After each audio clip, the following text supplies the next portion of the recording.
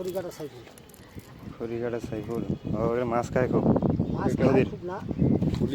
একটা ইয়ে আসে কি আসে মাছটা তো হেবি সুন্দর। জাপানি মাছ খাওয়ার শখ। হ্যাঁ মাছটা একটু দেখি তো।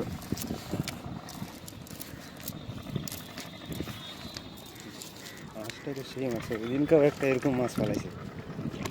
এটা কি ডিম আছে নাকি? না, তাহলে পেটটা এত ফুলা। নদীর টাটকা মাছ।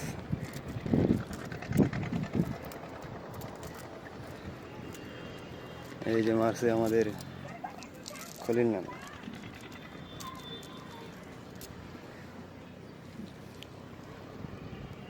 2 কেজি ওজনের 600 টাকা দাম।